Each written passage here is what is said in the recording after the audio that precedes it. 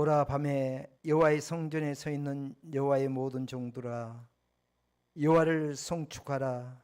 성소를 향하여 너희 손을 들고 여호와를 송축하라.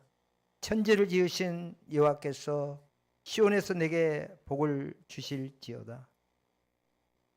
이스라엘은 깊은 밤과 같은 시즌을 보내고 있습니다.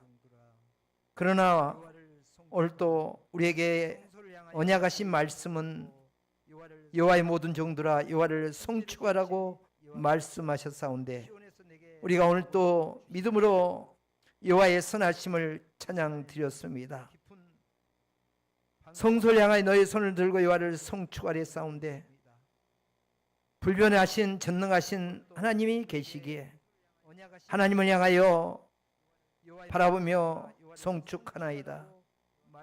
시온에서 내게 복을 주시겠다 약속하신 대로 반드시 아브라함과 이삭과 야고보의 그 언약하신 백성을 통하여 온 땅에 물이 바다를 덮은 같이 여호와를 인정한 짓이 가득 차는 역사에 귀하게 끝까지 쓰임받을 걸 믿습니다.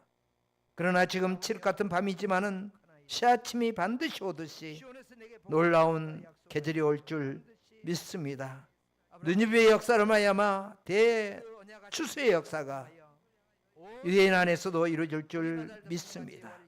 시대 말에 하나님께서 이스라엘 포럼을 세우시고 하나님께서 귀한 김석 교수님을 통하여 하나님의 뜻을 나타내 주시고 이제까지 1년이 넘게 오게 하심을 감사합니다.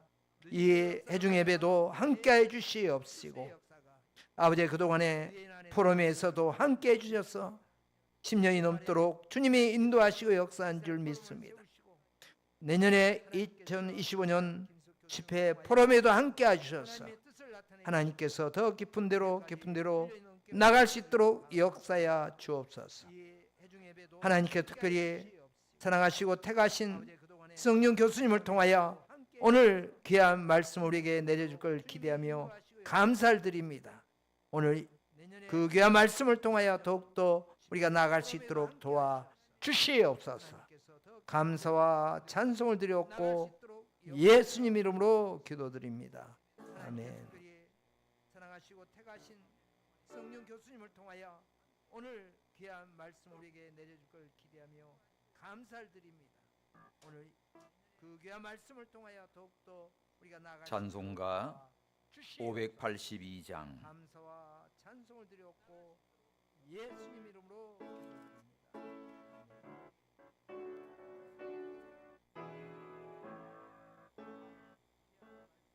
어둠 밤 마음에 잠겨 역사의 어둠 짙었을 때 계명성 동쪽에 밝아 이 나라 여명이 왔다.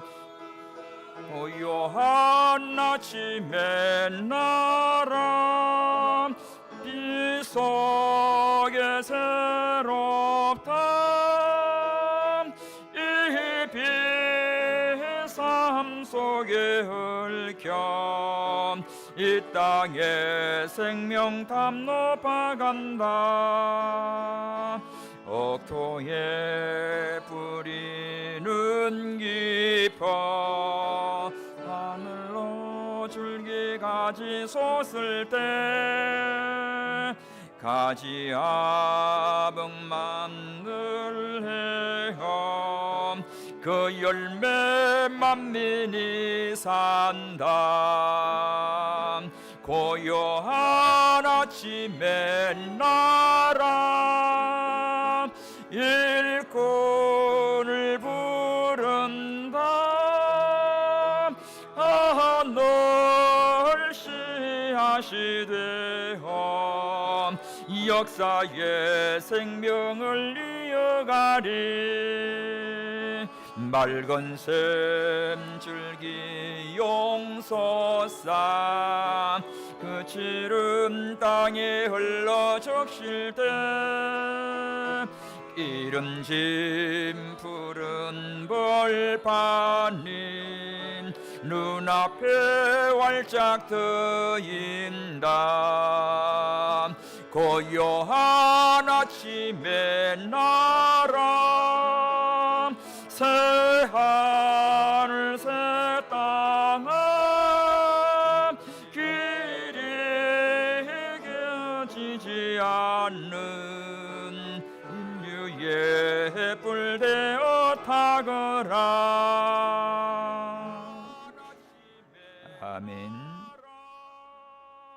하나님 말씀은 시편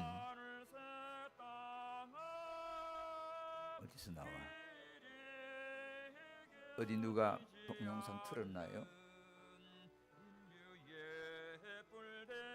어디서 에코가 돼 나오는데 꺼주십시오.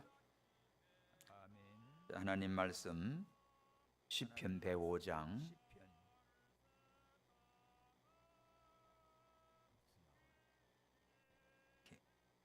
시편 105장 말씀입니다. 9절에서 10절 우리 다 함께 봤습니다.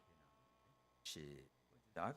이것은 아브라함과 맺은 언약이고 이삭에게 하신 맹세이며 야곱에게 세우신 율례 곧 이스라엘에게 하신 영원한 언약이라. 아멘. 오늘 주신 말씀 가지고 우리 신성년 교수님이시고 목사님이시고 박사님이십니다. 오늘 특별히 여기서 오셨는데 성경의 이스라엘과 오늘의 이스라엘 이 주제로 하나님 말씀 특강으로 준비해 주셨습니다. 큰 은혜 받으시기 바랍니다. 영원한 언약이라. 아멘. 오늘 주신 말씀 가지고 신성년 교수님이시고 목사님이시고 박사님이십니다. 오늘 특별히 여기서 오셨는데 성경의 이스라엘 아래 집에서 이 모델링을 하는데 물이 샌다고 올라왔습니다.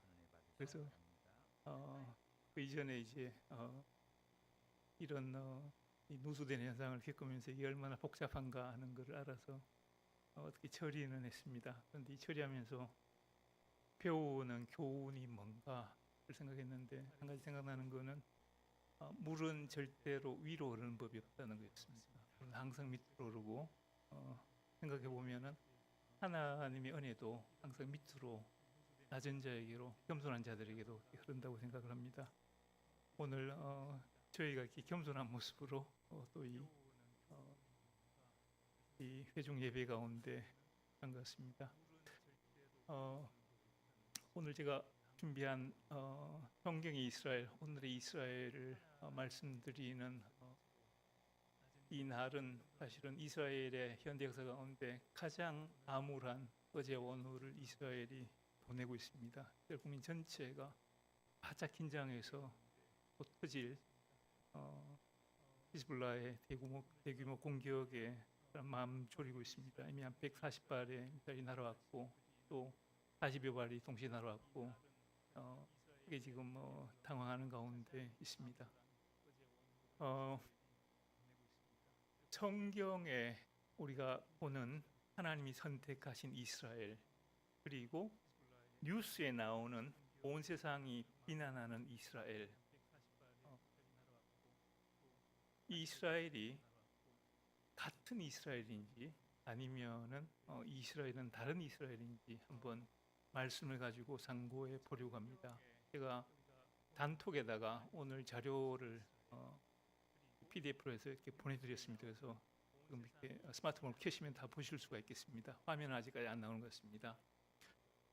고대 이스라엘하고 현대 이스라엘이 같은 이스라엘인가 다른 이스라엘인가? 성경에 나오는 이스라엘과 오늘의 이스라엘이 같은 왕국이고 왕국의 연속성이 있는 현대 국가인가? 그때 그 사람들이 같은 민족인가? 오늘의 이 사람들이 우리가 성경에서 보는 동일한 이스라엘 후손들 유대 민족인가 하는 이 질문은 사실은 이제 굉장히 중요한 질문입니다. 그리고 특별히 이스라엘을 위해서 기도하는 이스라엘을 기억하고 그들을 향한 부르심을 가진 저에게는 더더욱 중요한 그런 질문이 됩니다. 성경의 이스라엘과 오늘의 이스라엘 그 연속성과 불연속성 그렇다면 이걸 무엇으로 우리가 규정할 수 있는가 생각을 먼저 해보아야 할 것 같습니다. 국가나 민족에 대한 일반적인 정의가 있습니다.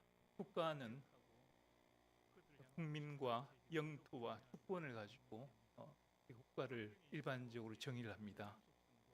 민족은 그들이 가진 정체성과 그들의 언어와 문화를 가지고 이들의 민족을 이제 정의하게 됩니다. 제일 중요한 것은 그 특정 민족 스스로가 자기 자신들에 대해서 어떻게 집단적으로 공동체적으로 생각하는지 가장 중요할 것 같습니다. 사실 이스라엘 민족이 자신들 국가와 민족에 대한 정체성을 선명히 선언하는 것은 1948년 5월 14일 날 그들이 국가 재건을 선언하면서 읽었던 이스라엘 독립선언서입니다. 독립선언서 그 긴 두루마리 같은 그 초반에 우리는 이 땅에서 민족을 이루었고 국가를 이루었고 공동체를 이루었고 우리는 이 땅에서 역사를 이루었고 이 땅에서 문화와 여러 가지를 하면서 책 중에 책인 구약성경이죠. 그 책을 인류에게 선사했다고 독립선언서 초반에 나옵니다. 거기 보면은 지금 우리가 세우는 이스라엘이 옛날에 이 땅에 있었던 이스라엘 왕국의 연속 선상에 있다고 하는 것을 그들은 정의하게 됩니다. 또 한 가지는 그 특정 민족이나 국가를 바라보는 주변 국가들과 타민족이 이들에 대해서 어떻게 이해하고 인식하는지도 이스라엘과 관련해 가지고는 성경의 이스라엘인지 아니면은 오늘의 이스라엘이 같은지 아닌지를 생각해 볼 수 있겠습니다. 사실 많은 이스라엘 신앙을 많은 사람들은 성경의 이스라엘과 오늘의 이스라엘은 상관이 없다고 생각합니다. 그런데 그들이 싫어하는 이유를 따져보면은 사실은 오늘의 이스라엘이 성경의 이스라엘과 별로 연관이 없기 때문에 그들이 오늘의 이스라엘 의미가 없기 때문에 미워한다고 그렇게 주장하는 것 같은데 사실은 논리적인 모순도 있어 보입니다. 올해 4월 22일 날에 유월절이 있었습니다.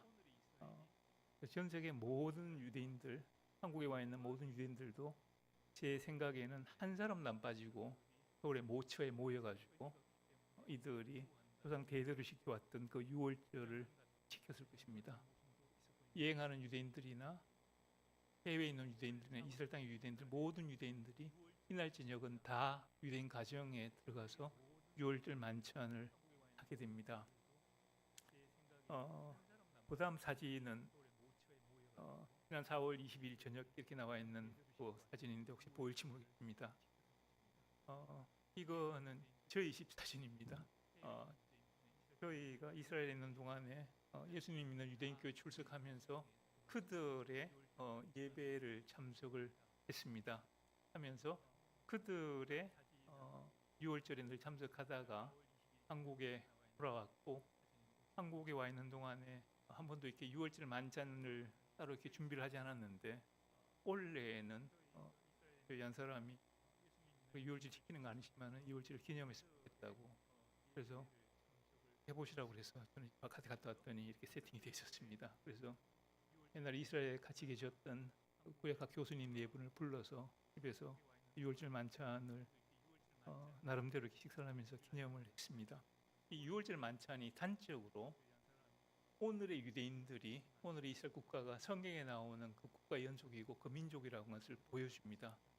유월절은 인류 역사에서 가장 오래 지켜져 오는 명절입니다. 가장 고대적인 명절이고 이 명절은 모든 의미와 더불어서 유대인 가정에서 거의 동일하게 지켜집니다. 이런 유월절 만찬의 전통은 어느 날 갑자기 만들어질 수 없는 그런 역사적인 공유된 그런 전통으로 가야 되고 단적으로 오늘의 이스라엘은 성경에 나오는 이스라엘의 연속이라고 봐야만 할 것 같습니다. 그렇다면은 같은 이스라엘이라면은 이스라엘의 연속성이 가지는 의미도 있고 그리고 오늘 우리가 언론에서 비난받는 이스라엘을 보면서 기억해야 될 말씀도 있게 됩니다. 이스라엘이 가지는 연속성의 의미 첫 번째는 하나님이 그 말씀을 지키셨음이 드러납니다. 신명기 34장 4절에 여호와께서 그에게 이르시되 이는 내가 아브라함과 이삭과 야곱에게 맹세하여 그 후손에게 주리라 한 땅이라.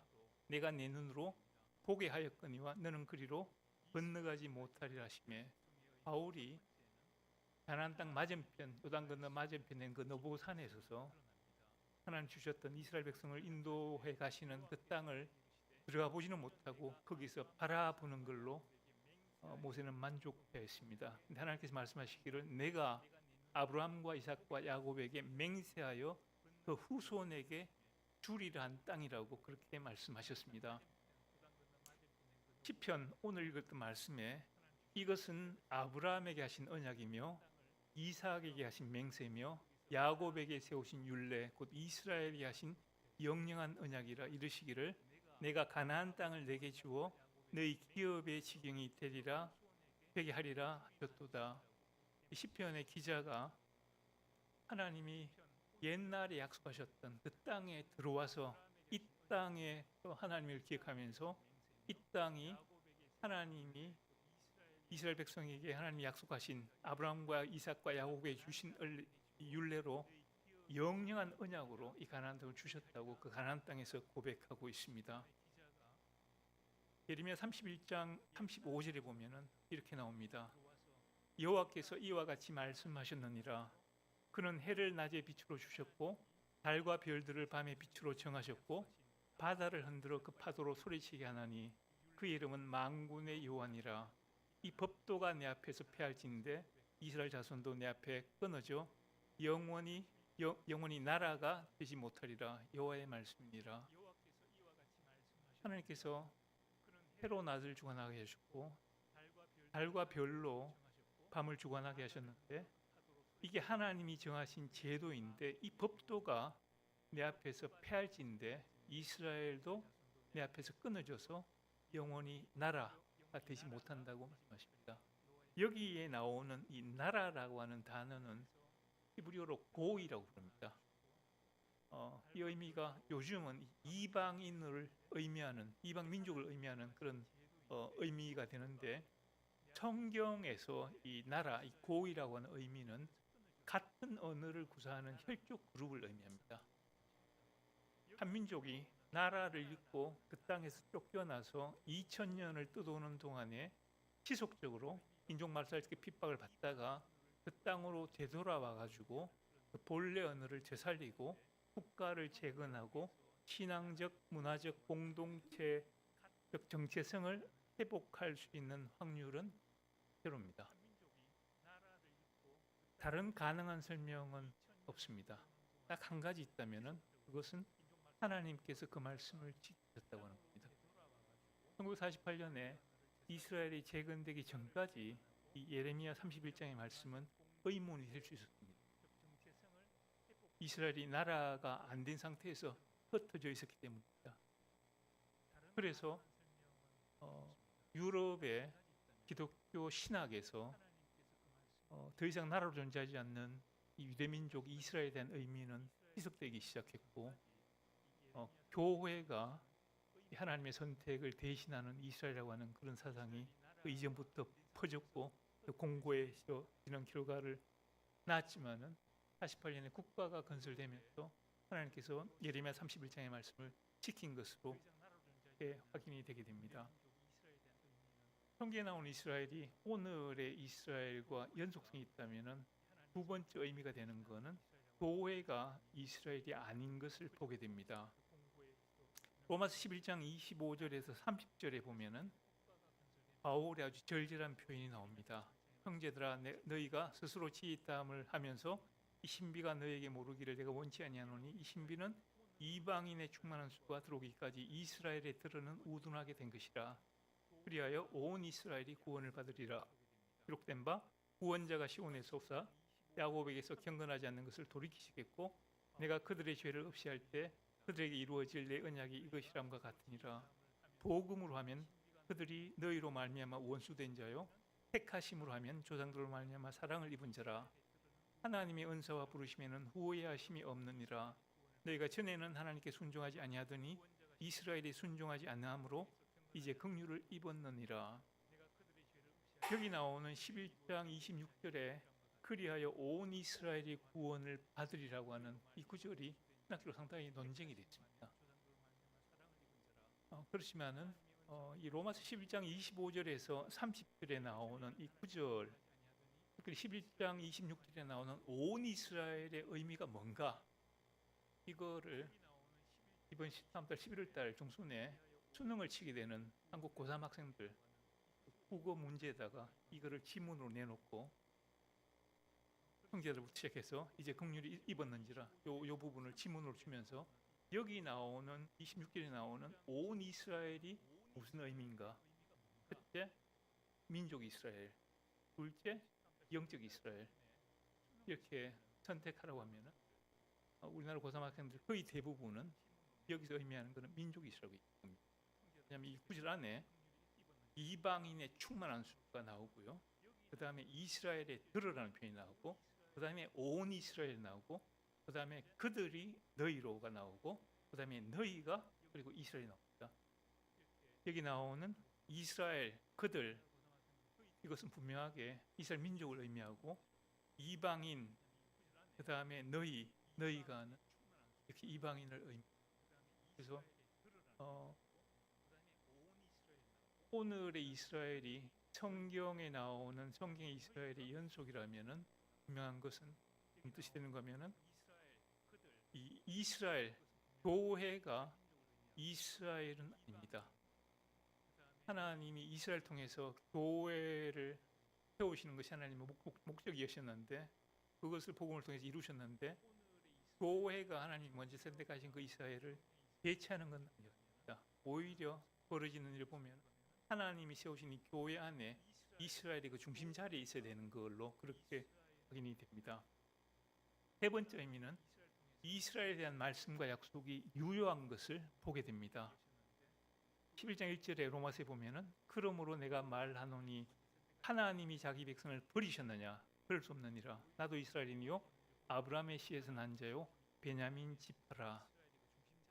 이 이야기는 바울의 이야기입니다. 하나님이 자기 백성을 버리셨느냐? 그럴 수 없다고 이야기합니다.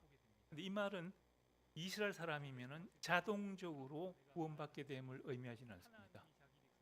그들도 예수님을 믿음으로만 구원받을 수 있습니다. 그렇지만은 이스라엘 민족에 가신 모든 약속은 유효하고 그리고 반드시 유효해야만 합니다. 왜냐하면은 하나님께서 그 이전에 이스라엘 민족에게 여러 가지를 약속하셨는데 하나님이 만약 이 약속을 안 지키시면은 그 이후에 복음을 통해서 우리에게 약속하신 구원의 약속도 지키신다는 보장이 없어집니다. 하나님은 이스라엘 민족에게 하신 모든 약속을 반드시 지키셔야 되고 그 지키신 걸 보면서 우리 이방인에게 주어진 이 구원의 약속을 우리가 온전하게 신뢰할 수 있습니다. 그렇지 않습니까? 선택해놓고 약속하시고 안 지키셨는데 그들과 멀리 떨어진 이방인에게 구원을 나중에 약속하셨는데 우리가 하나님께서 그 지키신다고 하는 그 확신할 수 있겠습니까? 그 이신 걸 안 지키셨다면. 그래서 반드시 지키셔야 됩니다. 자, 그렇다면은 이스라엘을 보면서 이 이스라엘이 오늘의 이스라엘이 언론에서 그렇게 비난받는 저 이스라엘이 성경에 나와 있는 하나님이 먼저 선택하신 그 같은 이스라엘이라고 하는 것을 보면서 우리가 기억해야 될 말씀도 생깁니다. 먼저는 그들을 우리가 축복해야 됩니다. 아브라함과 그 후손을 축복하는 자에게 주어진 복의 약속이 있습니다. 저는 오늘 대구에서 오랜만에 고속버스를 타고 왔는데 앞자리에 앉아서 보면서 오래전에 서울에서 대학 다니면서 지방에서 그 같은 노선의 버스를 타고 왔던 그 풍경들 기억되는 게 있어서 지난 40년 동안에 하나님께서 이 나라를 얼마나 복 주셨는가를 보게 됩니다.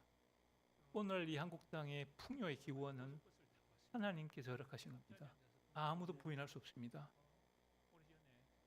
너를 축복하는 자에게 내가 복을 내리고 너를 저주하는 자에게 내가 저주하리니 땅의 모든 족속이 너로 말미암아 복을 얻을 것이라. 하나님께서 창세기 12장 3절에 아브라함에게 약속하셨습니다. 그 동일하신 하나님이 아브라함의 손자 야곱에게 창세기 28장 14절에 이렇게 약속하십니다. 내 자손이 땅의 티끌같이 되어 내가 서쪽과 동쪽과 북쪽과 남쪽으로 퍼져갈지며 땅의 모든 족속이 너와 내 자손으로 말미암아 복을 얻으리라. 여기서 땅의 모든 족속이 너로 말미암아 복을 얻을 것이라고 아브라함이 말씀하셨고, 야곱에게 말씀하실 때는 땅의 모든 족속이 너와 내 자손으로 말미암아 복을 받으리라. 야곱이 말씀하실 때 너와 해서 내 자손을 추가를 하셨습니다. 그 원에 보면은 아브라함에게 말씀하셨던 그 원어 표현하고 야곱에게 말씀하셨던 그 원어 표현이 똑같습니다. 그게 니브레 베하 볼 미시보카다 아다마, 그다음에 니브레 베하 볼 미시보카다 아다마하고 야곱이 하셨을 때는 그 뒤에 베자라카 해가지고 한 단어를 더 붙였어요. 똑같은 약속하셨는데 땅의 모든 족속이 너를 축복할 때 복을 얻겠다고 말씀하신 것입니다. 그리고 그 반대의 경우에 대해서도 분명하게 말씀하셨습니다. 아브라함과 그 후손을 미워하는 자에게 주어진 저주의 약속도 있습니다. 시편에 보면은 129편에 보면은 무릇 시온을 미워하는 자는 수치를 당하여 물러갈지어다. 저희는 지붕의 풀과 같을지어다. 그것은 자라기 전에 마르는 것이라. 무슨 정의감 때문인지 모르겠는데 그렇게 이스라엘을 싫어하는 사람들이 있습니다. 최근에 우리나라의 중동을 연구하는 학자들의 모임이 있습니다. 그래서 이스라엘의 하마스 공격과 이란 공습에 대한 대응을 율법적인 차원에서 발표를 하고, 그리고 발제한 것을 좀 고쳐가지고 논문으로 학술지에 냈는데 세 사람이 심사했는데 두 사람이 배제 불가 판정을 했습니다. 그래서 학회에서 대단히 안타깝지만은 두 사람이 계제 판정을 불가했기 때문에 이번에 싣지 못하겠습니다. 그래서 이분이 이 학회 간사가 이런 표현을 쓰면 안 되는데 그 밑에다가 붙였어요. 다음에 다시 제출해 주시면 여기 이 논문을 이렇게 제시해 주시면은 공정한 평가를 받도록 노력하겠습니다. 이렇게 표현을 쓰셨어요. 근데 제가 이 심사분들의 심사서를 봤는데 상당히 방대한 분량이 오래 준비해서 썼고 그렇게 쉽게 이렇게 이 수준이 안 되는 논문이라고 비학술적이라고 할 수 없는 부분입니다. 그분들의 여러 가지 코멘트는 제가 다 수행하겠지만은 한 부분은 거의 이스라엘 논문이라고 읽지도 않고 그냥 대상 말고 그냥 이렇게 쭉 본 것 같아요. 또 다른 부분은 억지로 1점 모자라게 떨어지도록 그렇게 점수를 봤는데 이유 없이 이스라엘 미워하는 것 같습니다. 약자 편에서는 항상 정의는 아닙니다. 약자기 때문에 정의로운 편도 아니고요. 근데 한 가지 아셔야 될 거는 시온을 미워하고 이스라엘 반대하는 편에 쓰시면은 한 가지 어려움은 있습니다. 19쪽 하시면 되겠습니다. 이스라엘 미워하면은 인생이 잘 안 풀릴 겁니다. 제가 말씀드릴 수 있습니다.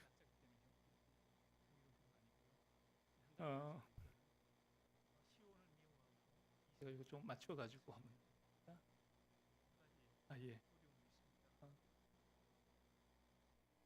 이제 나온 것 같습니다.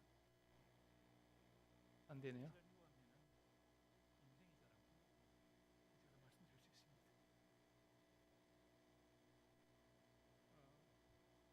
두 번째는 우리가 그들을 위로해야 됩니다.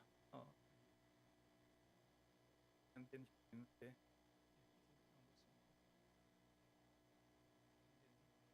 생각하겠습니다. 이사야 40장 1절에서 8절입니다. 그 21면 한번 맞춰주시면 되겠습니다. 이사야 40장 1절에서 8절 보면은 너희 하나님 이르시되 너희는 위로하라 내 백성을 위로하라. 중요한 말씀이기 때문에 8절까지인데 제가 한번 읽어보겠습니다. 예루살렘에서 그 유대인 교회에서 예배드릴 때 제가 유심히 들은 표현이 있습니다. 우리는 이제 예배할 때 설교 가운데 은혜 받는 부분을 강조하는데 그 유대인교회 설교자들 오면 항상 올라가서 오늘 우리가 이 하나님의 말씀을 공부하자고 하는 표현을 쓰면서 말씀을 푸는데 제가 옆에서 밑에서 느끼는 저분들은 말씀의 은혜보다도 하나님의 말씀을 정확하게 공부해가지고 그대로 말씀대로 행하고 사는 것에 더 강조점이 있다고 하는 표현을 봤는데 사실은 그게 맞는 것 같습니다. 말씀을 정확히 이해하고 그 말씀대로 사는 것이 우리 삶의 은혜가 되고 하나님께 영광이 되었어야 될 텐데 오늘날의 교회 모습은 은혜만 강조하고 말씀을 따라 사는 삶이 조금 따라주지 못하면서 우리가 조금 우리의 증거가 좀 약화됐다는 생각이 듭니다.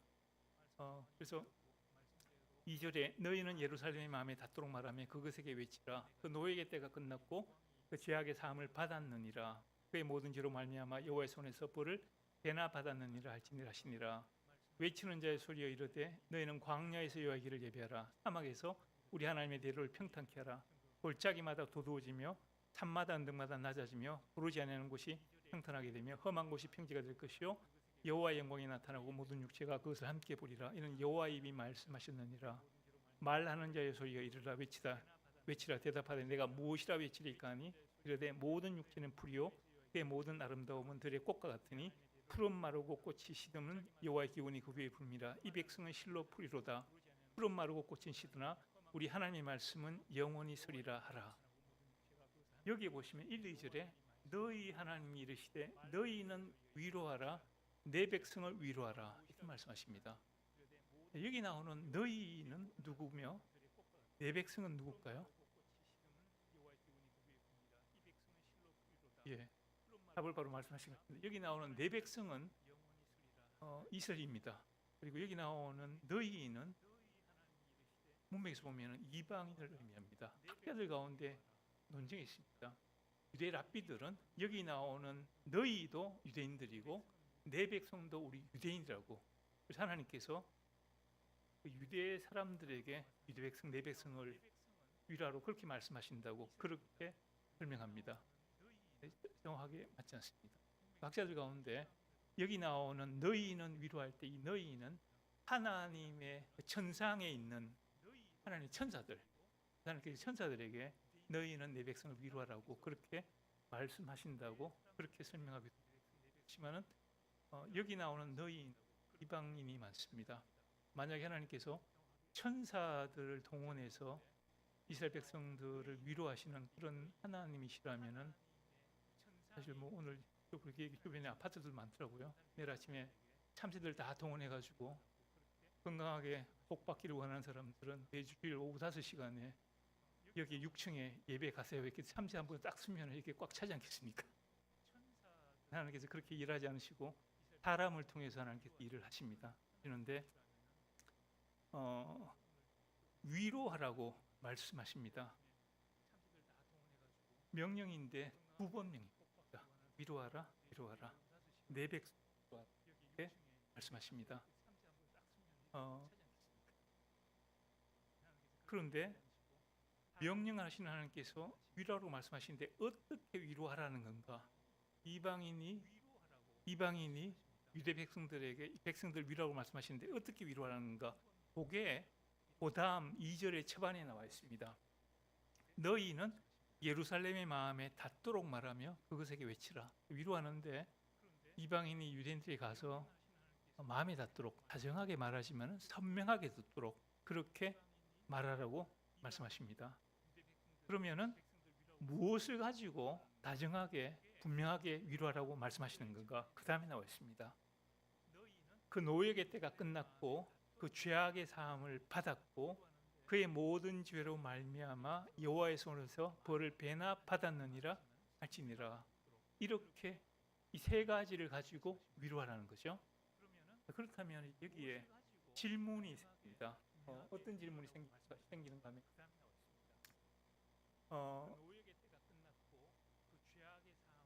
이 요 이사야서 이 말씀이 기록된 시대를 파악하는 게 이 말씀이 굉장히 중요한데, 하나님께서 이 이사야 선지자에게 이것을 말씀하신 때가 언젠가, 요거가 사실 중요합니다. 중요한데 구약을 연구하는 학자들은 두 가지를 이야기합니다.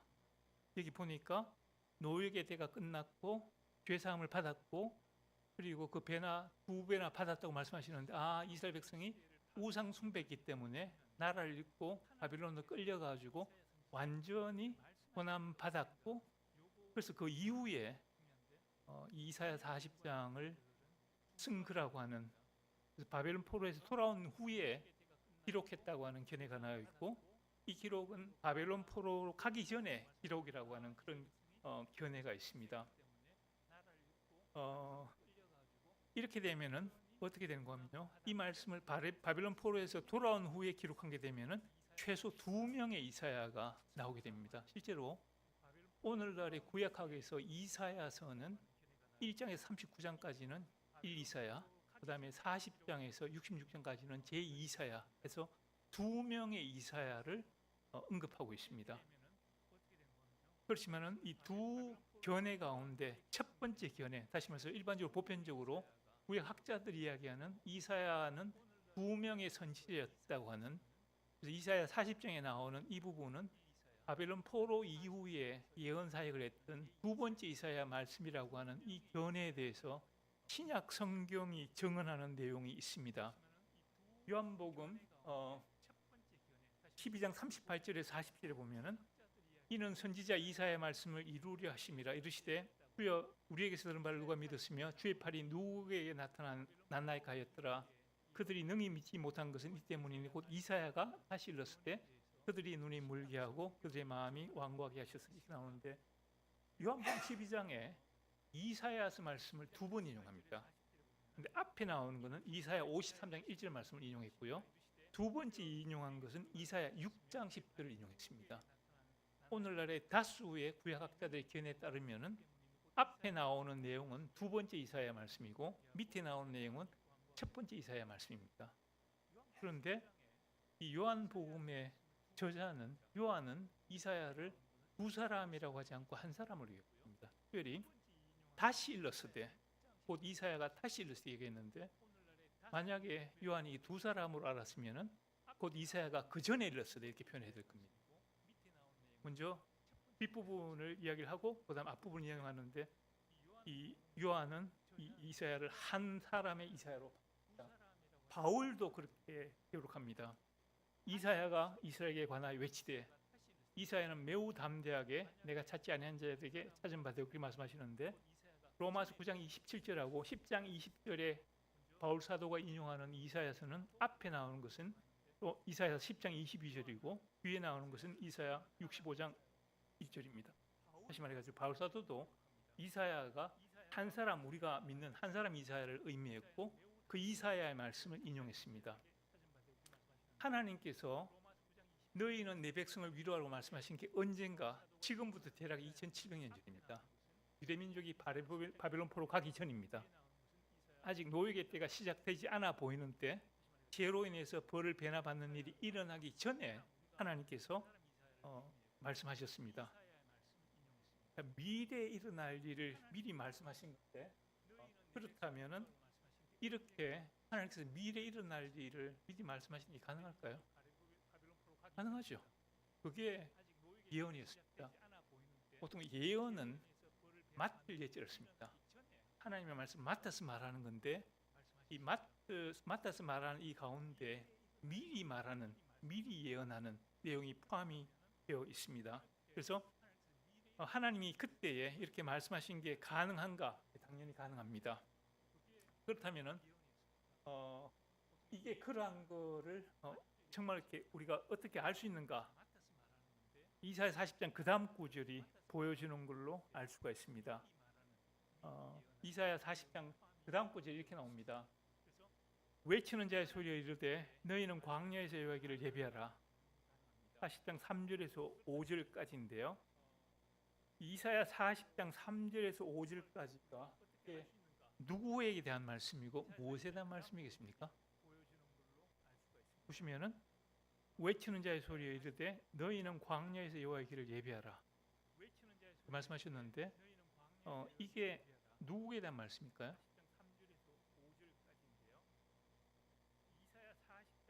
예, 우리 사복음서에 보면은 마태, 마가, 누가, 요한복음에 보면은 세례 요한에 대한 말씀입니다. 신약 성경의 사복음서에 구약에 나오는 특정한 사건이나 내용이 사복음서에 다 나오는 경우가 10손가락 안에 있습니다. 중요한 거가 구약에 나온 내용이 사복음서에 다 언급이 되는데 이 세례 요한에 대한 이야기는 사복음서에 다 나오고 거기에 외치는 자의 소리는 이사야 40장 3절 말씀에 대한 인용입니다. 3절까지 3절에서 5절까지 인용 말씀이 이 말씀입니다. 다시 말해가지고 광야에서 외치는 자의 소리가 메시아의 오심을 준비했던 세례 요한을 의미하고 있습니다. 그렇게 되면은 이 이사야 40장 1절에서 5절의 뜻과 의미가 뭔가 하면은 장차 오실 메시아가 이스라엘의 죄를 구속하실 거기 때문에 그 노예의 때가 끝나고 죄악의 사함을 받았고 선택받았기 때문에 더 큰 벌을 받은 것에 대해서 그 이방인들이 이 내용을 가지고 내 백성 이스라엘을 마음에 닿도록 다정하게 그렇지만 선명하게 이 말씀을 가지고 위로하라고 하는 그런 뜻이 되게 되는 겁니다. 정말 그럴까요? 이게 설명했는데 말씀 이렇게 이야기하는 정말 맞을까요? 그게 이사야 40장의 그 다음 구절이 보여줍니다. 이렇게 나옵니다. 말하는 자의 소리여 이르되 외치라. 대답하되 내가 무엇이라 외치리까? 푸른 마르고 꽃이 시들면 푸른 마르고 꽃이 시드나 우리 하나님의 말씀은 영원히 서리라 하라. 생각나는 게 없습니까? 신약 성경에 이 말씀이 딱 한 번 더 나옵니다. 맞습니다. 베드로전서에 이 말씀이 나옵니다.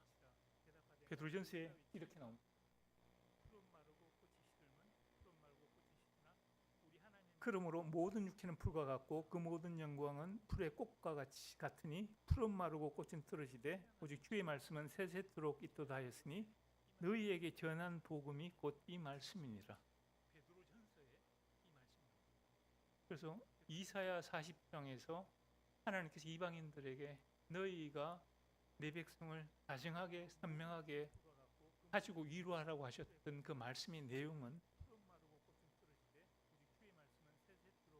너희에게 전한 복음, 다시 말해서 세세토록 있는 주의 말씀, 그 복음이라고 그렇게 신약성서는 설명합니다.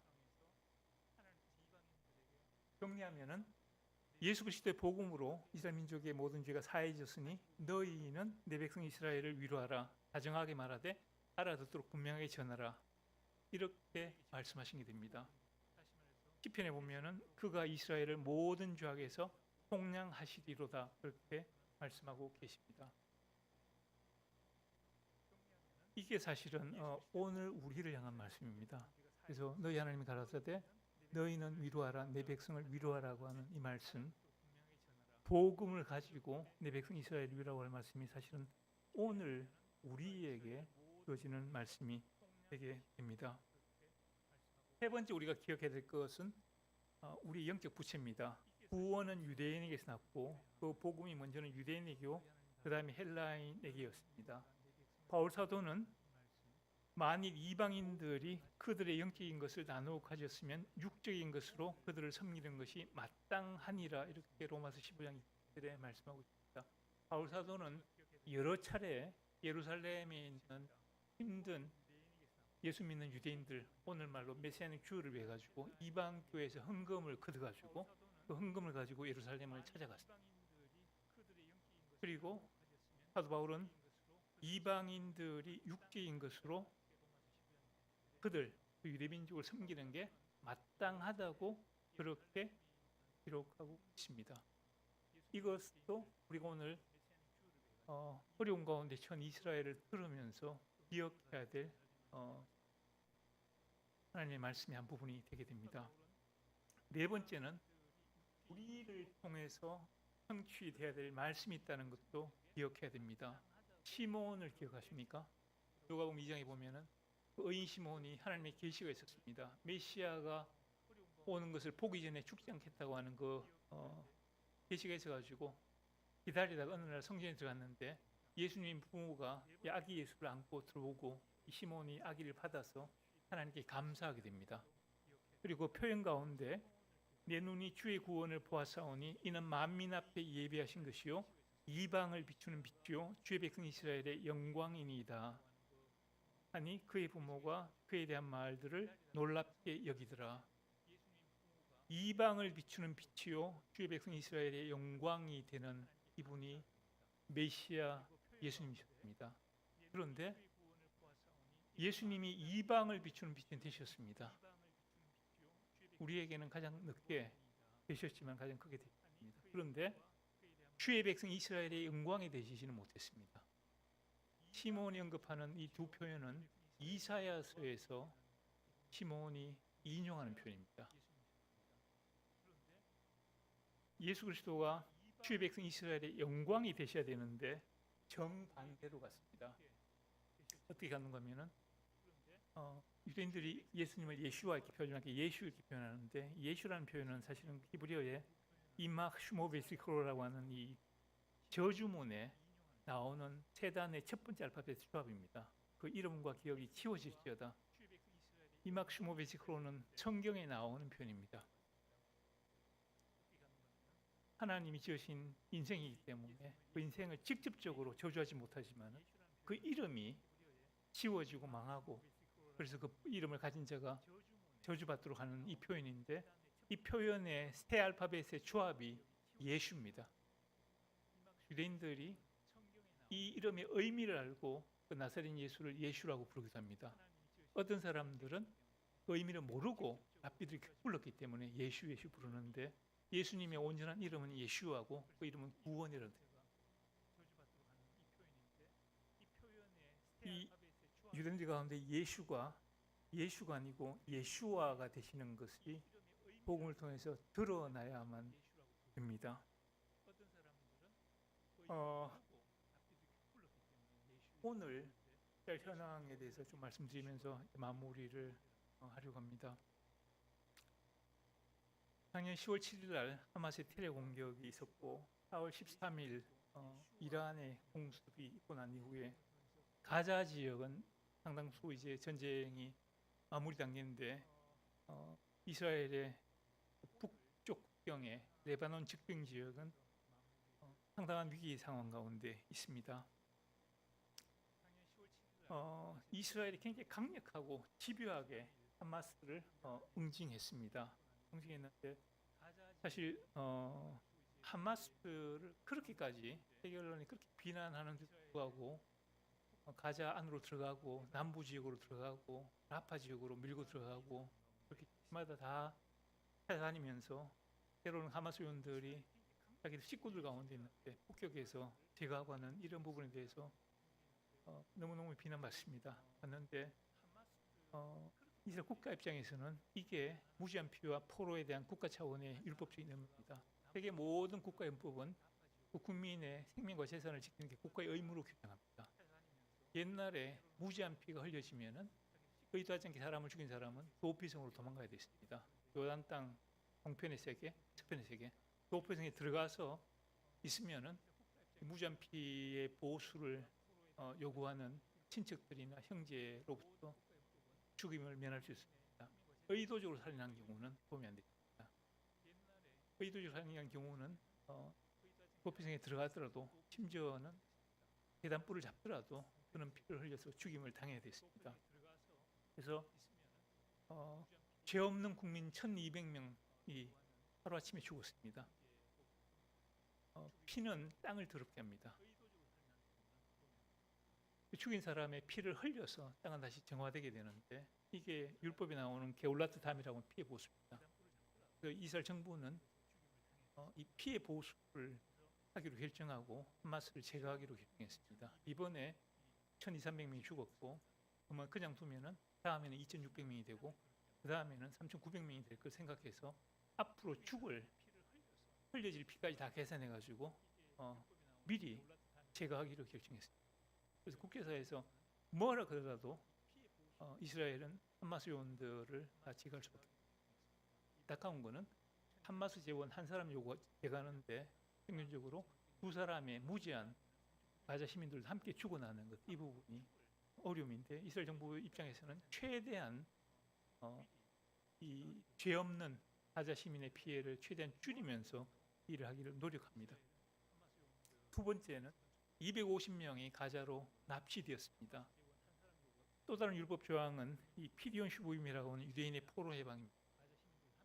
유대인 공동체는 한 명이 동의나 노예에 팔리면은 그 공동체가 이 사람을 해방시켜줍니다. 그래서 사서 이 사람을 풀어줘야 될 의무를 지닙니다. 서로가 서로에게 지는 의무입니다. 의무인데 한 사람이 범죄 문맥에서 납치되거나 포로가 되면은 그때 두 가지 룰이 적용이 됩니다. 첫 번째는 너무 비싸게 돈을 지불하지 말 거. 두 번째는 무력으로 해방시키고 너무 비싸게 하면은 점점 더 비싸지고 유대인들은 더 많이 납치당합니다. 그리고 한 번 무력으로 해방시키면은 그 다음에 무력으로 해방시키는 이는 거의 힘들어집니다. 더 엄격하게 시키기 때문에. 근데 전시 상황에서 포로가 납치되는 경우에는 이 제한이 없습니다. 어떤 대가가 치러지든지 어떤 방식이든지 이걸 합니다. 실제로 2005년에 가자 안에서 복무하던 길라드 샬리트라고 하는 이스라엘 사병이 군복무하다 납치됐습니다. 납치되고 이스라엘이 이 사람을 포로 해방을 시키려고 무척 노력했는데 꽁꽁 숨어 있어가지고 하지를 못했습니다. 5년이 지났습니다. 그래서 이스라엘 정부가 이 한 명의 이 자국민 군인 포로를 해방시키기 위해 가지고 유대인들을 죽이고 이스라엘 사람들을 죽이고 이스라엘 감옥에 갇혀 있던 이스라엘 사형제도 없습니다. 종신형 몇 개를 받고 감옥에 수감 중이던 팔레스타인 테러 분자들 1027명을 풀어줬습니다. 한 명을 받기 위해 가지고 1027명을 풀어줬고 그 중에 한 사람이 이번에 하마스 가자 공격을 주도했던 지금의 하마스의 수장이 된 시누아르입니다. 그래서 이스라엘은 이 두 원리를 가지고 이 상황에 지금 대응하고 있습니다. 그런데 이 두 율법적 원리 간의 상충으로 인한 국론의 분열이 있습니다. 오늘 고속을 타고 오면서 이스라엘 라디오 방송을 들었는데 한 사람이 납치당해가지고 아직까지 풀려나오지 않는 그 동족을 해방시키지 못하는 이스라엘 정부를 향해서 피가 끓는 그런 외치는 것을 들었습니다. 그런데 동감이 됐습니다. 했는데 이런 동감에 70만 명이 나와가지고 데모하게 됐습니다. 그런데 그렇습니다. 이 두 원리가 상충합니다. 하마스를 제거하게 되면은 붙들려 있는 이 포로들이 죽어납니다. 그리고 포로들 해방하기 위해서는 하마스를 제거할 수가 없습니다. 원리는 평시에는 납치당한 포로를 풀어내는 게 우선입니다. 그렇지만 공동체나 민족이나 국가의 운명이 좌지우지되는 위기의 상황에서는 공동체의 운명이 개인의 생명보다 우선합니다. 그래서 이스라엘 정부는 이 원리를 따라서 지금 이렇게 하고 있습니다. 헤즈볼라가 전면전을 하고 전면전을 이렇게 결단한 것 같습니다. 들으신 대로 삐삐가 폭발하고 무전기가 폭발해가지고 거의 하마스 요원들 실제적으로 행동하는 하마스 요원들은 다 전지 상처받은 것 같습니다. 특별히 삐삐가 들어오니까 본다고 보다가 터져가지고 시력을 많이 상했는데 이스라엘 정부가 아마 헤즈볼라를 하고 전쟁하고 그러면 전면적인 결단을 한 것 같습니다. 82년에 레바논 전쟁이 있었습니다. 전쟁이 있고 난 다음에 이스라엘이 레바논 안쪽으로 진격해 들어가가지고 이스라엘 북쪽 국경에서 몇 킬로 지경까지를 남부 레바논을 이스라엘이 장악하고 있었습니다. 장악하고 있었는데 그러다가 18년 후에 이스라엘이 레바논에서 철수했습니다. 철수했고 이스라엘군이 철수하니까 거기에 이제 히즈볼라가 들어와가지고 이 지금 상황이 됐습니다. 이스라엘은 나라가 길쭉합니다. 우리나라가 6.25가 터져가지고 견뎠는데 견딜 쪽에서 3일 만에 서울이 함락됐지만은 밑으로 계속 내려와야 되는데 내려와들 이게 길었던 거죠. 근데 이스라엘은 길쭉한데 허리가 잘록합니다. 이런 걸 이렇게 전쟁의 종심이라는 표현을 씁니다. 이 전쟁의 종심이 깊으면은 상대방이 힘이 있어도 밀고 들어오는데 한참 시간이 걸립니다. 종심이 짧으면은 그냥 허리가 잘라지면은 전쟁이 끝납니다. 그래서 이스라엘 입장에서는 전쟁이 이스라엘 영토 안에서 벌어지면은 그 전쟁은 이미 진지. 항상 전장을 이스라엘 영토 바깥이 전장이 되도록 그렇게 유도합니다. 이번에 6월 7일 하마스 테러 공격이 충격이었던 게 하마스 요원들이 가자에서 이스라엘 영토 안으로 들어왔습니다. 22개 기부처 마을을 들어와가지고 거기를 유린했습니다. 그거는 이스라엘 전략 입장에서는 진전쟁 같은 그런 이미지가 돼버린 거예요. 이스라엘이 어떻게 결정한가 하면은 옛날처럼 다시 남부 레바논으로 들어가가지고 상당한 지역을 잡고 있어가지고 히즈볼라가 그 바깥에서 이스라엘을 쏘더라도 안까지 덜 들어오도록 이 안전 지역을 확보하겠다고 하는 게 이스라엘 전략 같습니다. 남쪽에 있는 그 가자 지역의 필라델피 회랑이라고 하는 그것도 사실은 가자의 이집트하고 접경 지역인데 무기들이 땅굴 통해서 거기로 들어옵니다. 거기를 잡고 있어야지 이 안에 있는 가자 지역 안에 이제 재무장하는 걸 막을 수 있기 때문에 그렇게 하겠다는 거죠. 그런데 이 헤즈볼라와 배경이 되는 이란을 대하는 여기에도 사실은 율법적인 원리가 있습니다. 출애굽 22장에 보면은 22장 2절에 보면은 도둑이 뚫고 들어온 것을 보고 그를 쳐 죽이면은 열린 죄가 없으나 돼 있는데 율법에 집에 도둑이 들어왔는데 밤에 도둑이 들어왔는데 쳤는데 죽으면 무죄입니다. 낮에 도둑이 들어왔는데 쳐가지고 죽으면 열린 죄가 있습니다. 그거는 살인입니다. 이거를 중세 랍비가 이렇게 해석을 했습니다. 자기 방어의 원리로 하나님 주신 가장 귀한 생명을 내가 스스로 지키려고 하다가 이 행동이 상대방의 목숨을 대가로 지불하게 만들더라도 그거는 허락되는 율법적인 원리라고 하는 요 출애굽 22장을 이 라시론 랍비가 가장 유명한 랍비가 그렇게 해석을 했습니다. 해석을 하면서 이 랍비가 탈무드에 나오는 한 구절을 인용을 했습니다. 구절 속에다가 그게 당신을 죽이러 오는 사람은 당신이 먼저 죽이라고 하는 표현이었습니다. 그리고 이 표현이 나중에 유대인들 가운데 두 개의 속담이 돼서 지금까지 회자되어 오는데 한 가지는 너를 죽이러 오는 사람은 네가 먼저 죽이라. 또 한 가지는 너를 죽이러 일어나는 사람은 네가 먼저 죽이라. 한 사람은 실제 내가 잘못한 것도 없는데 죽이러 오는 사람이고 한쪽은 내가 잘못한 것도 없는데 죽이려고 일어난다는 거예요. 그 사람도 먼저 치라는 겁니다.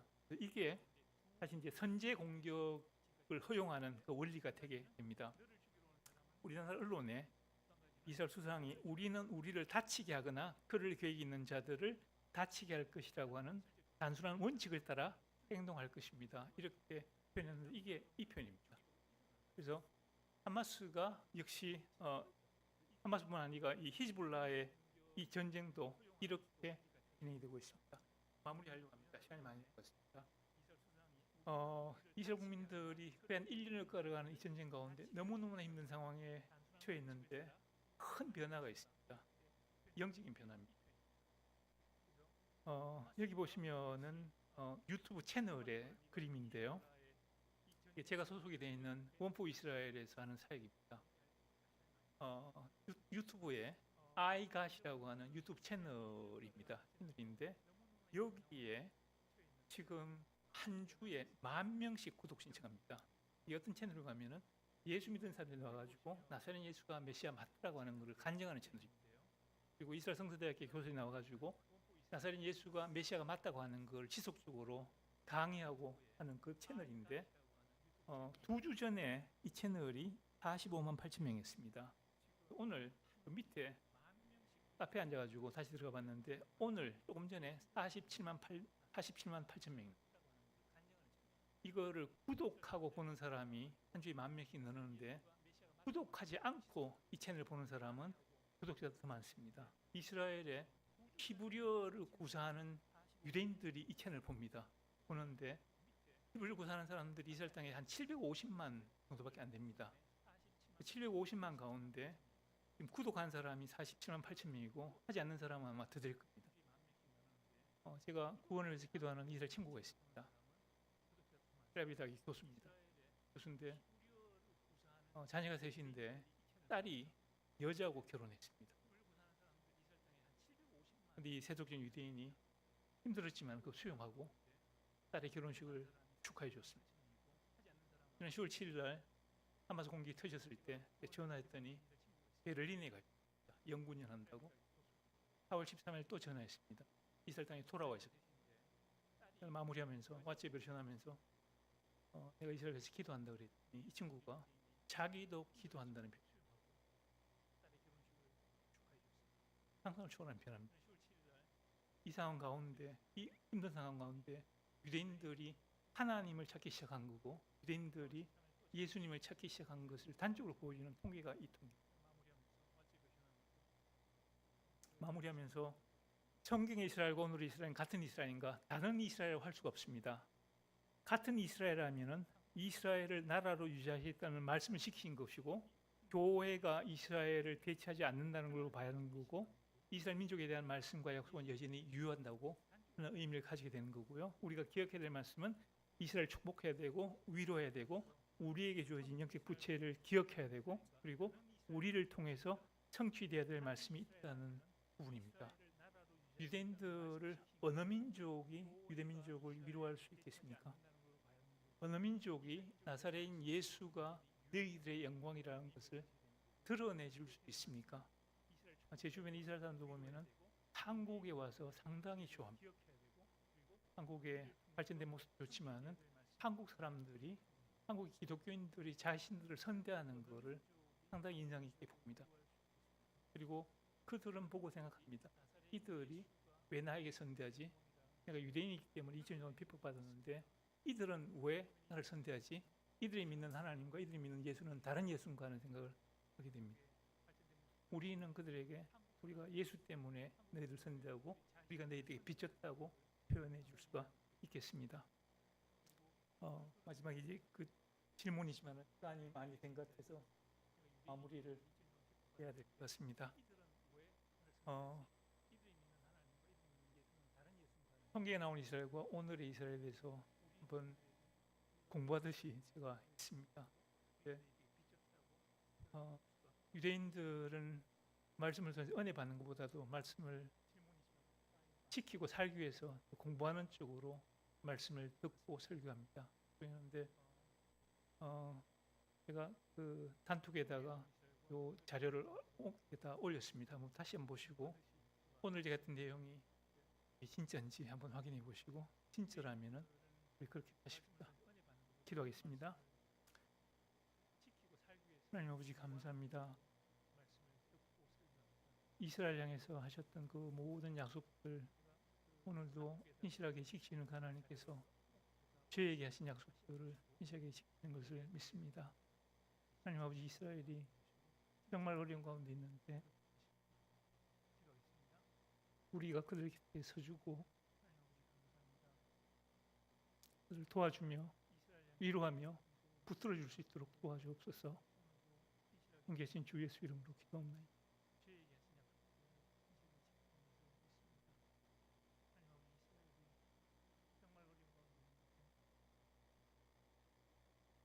감사합니다.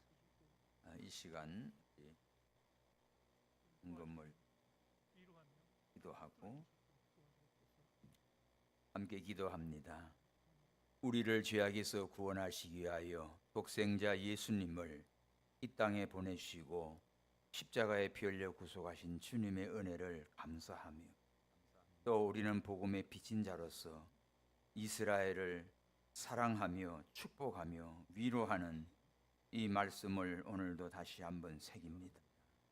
주를 알지 못함으로 하나님의 진노를 쌌던 저들, 전쟁과 모든 사건 속에 하나님을 찾고 예수님께로 돌아오는 기적의 역사를 봅니다. 아버지여 마지막 우리 주님 재림이 가까움을 봅니다.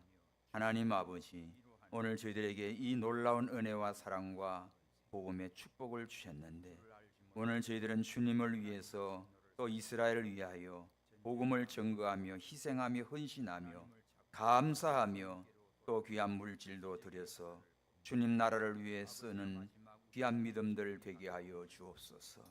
오늘도 우리 귀한 말씀으로 은혜 주심을 감사합니다. 다시 한 번 더 마지막 때를 깨닫고 우리 주님 오실 그날에 거룩한 신부로 설 수 있는 저희들이 다 되게 하여 주시고, 이스라엘 포럼과 또 헐몬 시온산 회중 예배 또 기도회를 통하여 더욱더 하나님 영광 받으시고 우리에게 주신 사명을 온전히 감당할 수 있도록 축복해 주시옵소서. 다시 오실 예수님의 이름으로 기도하옵나이다. 아멘. 찬송합니다. 436장. 더욱더 하나님 영광 받으시고 우리에게 주신 사명을 온전히 감당할 수 있도록 이제 주님의 새 생명 얻은 몸, 옛것은 지나고 새 사람이로다. 그 생명 내 맘에 강같이 흐르고 에게서 해같이 빛난다. 영생을 누리며 주 안에 살리라. 오늘도 내일도 주 함께 살리라.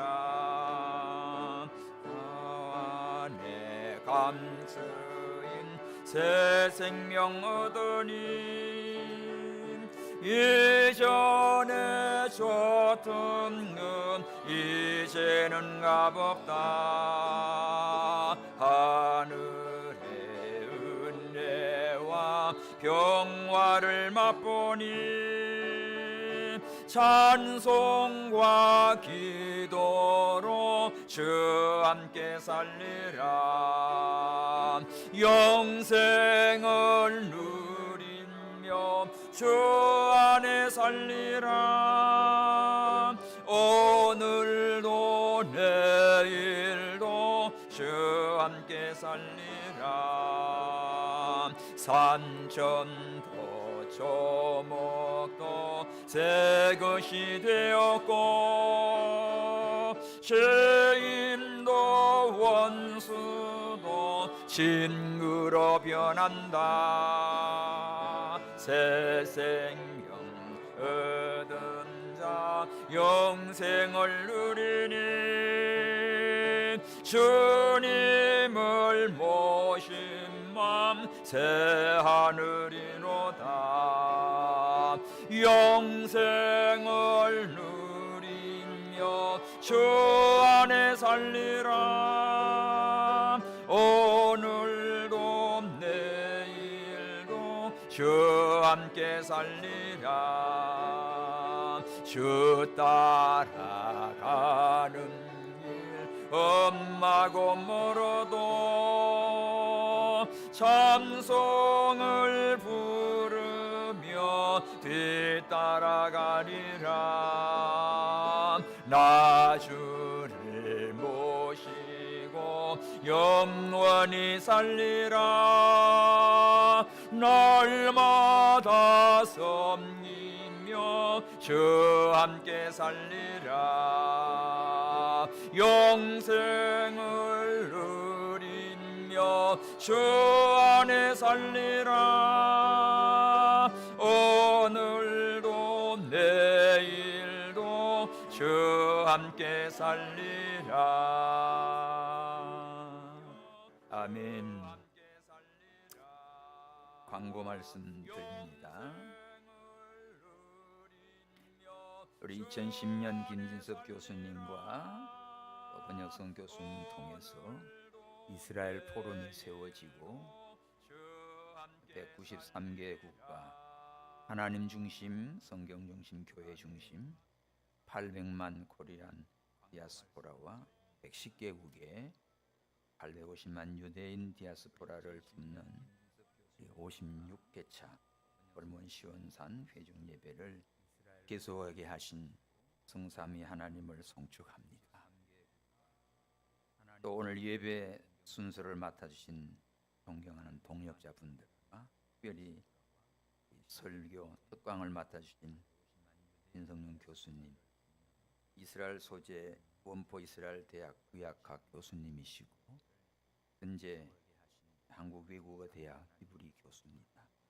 또 우리 사단법인 이스라엘 포럼 이사님이신데 참 대구에서 이렇게 멀리 오셔서 너무 귀한 메시지 주신 거 너무 감사합니다. 우리 감사 박수 감사합니다. 이 중요한 특강들을 이렇게 좀 분기별로 준비 좀 해주셔서 더 우리 풍요하게 만들어. 오늘 모든 분들은 진짜 너무 아까운데 감사합니다. 아마 동영상으로 또 우리 올려져 있으니까 많은 분들 아마 보고 느끼실 겁니다. 우리 이 회중 예배 모임은 매주 오후 5시 주일날 오후 5시 재능 기부로 진행을 하고 헌신자들 모여서 예배합니다. 토요 디아하바 이스라엘 중보 심포니 토요일마다 10시부터 11시 반까지 노선숙 선교사님과 또 우리 기도팀들이 기도문 준비하고 수고하는데 많이 참석해 주시기 바랍니다. 또 제10회 국제 이스라엘 신학 포럼은 내년도 하반기 미국에서 개최할 예정입니다. 주제는 이미 다 정해졌고 계속해서 합심 기도해 주시기 바랍니다.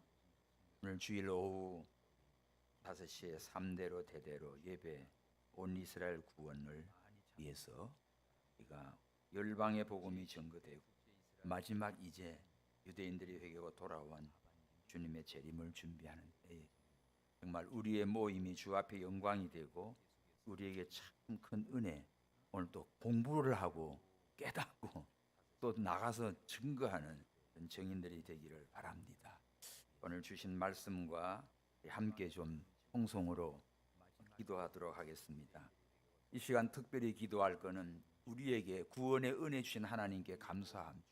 이스라엘을 사랑하고 이스라엘을 축복하고 이스라엘을 위로하고 저들에게 메시아 예수와를 증거할 수 있는 하나님 이 복음의 역사, 전쟁을 통하여 하나님께로 돌아오는 기적의 역사 이루어 달라고 또 우리 미국에 계시는 김 박사님 또 건강 또 10회 이스라엘 신학 포럼을 준비하는 가운데 하나님 역사해 달라고 우리 한번 주님 부르짖고 기도합니다. 주여 주여 주여 살아 역사하시는 하나님 감사와 찬송과 영광을 돌립니다. 세상이 알지 못하는 비밀 아버지여 오늘 저희들은 이방인이지만 예수 그리스도를 통하여 하나님의 자녀가 되는 권세를 주시고 구원과 영생의 복을 주신 아버지 감사합니다. 하나님 아버지여 우리가 이 복음을 땅끝까지 증거하며 마지막 시대에 이스라엘을 사랑하며 이스라엘을 축복하며 이스라엘을 위로하며 아버지여 저들에게 예수 그리스도를 증거할 수 있도록 오늘 저희들에게 은혜를 주시고 사명을 주심을 감사합니다. 하나님 아버지여 이스라엘의 지금 전쟁으로 인하여 수많은 사람들이 고통과 아픔과 쓰라린 가운데 있습니다. 주여 불쌍히 여겨 주시옵소서. 하나님 앞에 회개하며 돌아오는 기적의 역사가 일어나게 하시고 하나님의 백성들을 대적하는 저들 산산이 깨어질지어다. 하나님께서 살아계시오니 하나님이 역사하시고 절대로 이스라엘을 버리지 않은 하나님의 사랑을 믿습니다.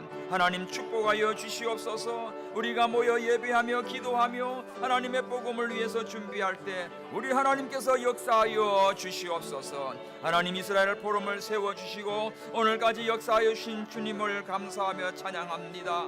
하나님 아버지여 또 미국에 계시는 우리 김 박사님 건강을 지켜주시고 또 내년도 10차 하나님 이스라엘 신학 포럼을 준비하고 있사오니 하나님이 역사하여 주시고 주님께서 영광 받아 주시옵소서. 하나님 아버지여 오늘 저희들 토요일마다 기도합니다. 이스라엘을 향하여 기도하며 열방을 향하여 기도하며 대한민국과 북한을 위하여 기도하고 있사온데 하나님 역사하여 주시고 기도하는 무리들과 점점 많아지게 하시고 홀몬 시온산 회중 예배도 하나님이 역사하여 주시고 정말 사모하는 심령들 정말 주님을 사랑하며 마지막 시대에 거룩한 신부로 준비되는 자들로 모여지게 하여 주시옵소서. 두세 사람이 내 이름으로 모인 곳에 함께 하시는 주님을 찬양합니다. 오늘 저희들에게 은혜를 주셨사오니 주님 감사합니다. 주님 오시는 그날까지 충성된 믿음으로 살게 하여 주시고, 오늘 또 우리 신성윤 목사님을 통하여 귀한 말씀을 받았습니다. 하나님 은혜 주시고 그 사역에 축복하여 주시고, 더 많은 아버지와 이스라엘을 깨닫고 증거할 수 있는 우리 모든 믿음의 동력자들 되도록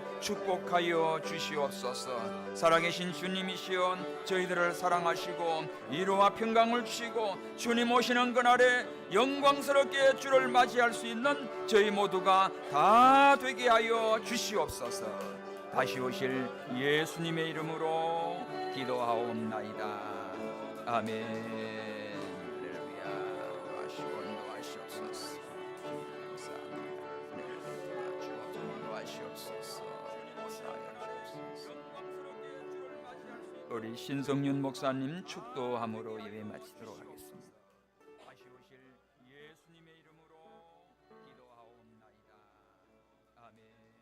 이제는 우리 예수 그리스도의 은혜와 하나님 아버지의 크신 사랑과 성령의 감동 감하심이 주의 백성 이스라엘을 기억하며 그들 옆에 서주며 그들을 위로하며 이 어려움의 날들에 그들을 위해서 중보하며 하나님을 섬기며 주 예수를 따르길 원하는 이 회중과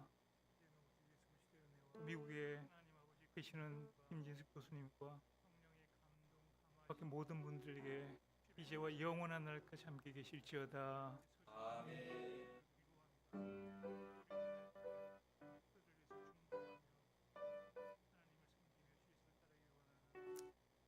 우리 하나님께 감사와 영광의 박수하겠습니다.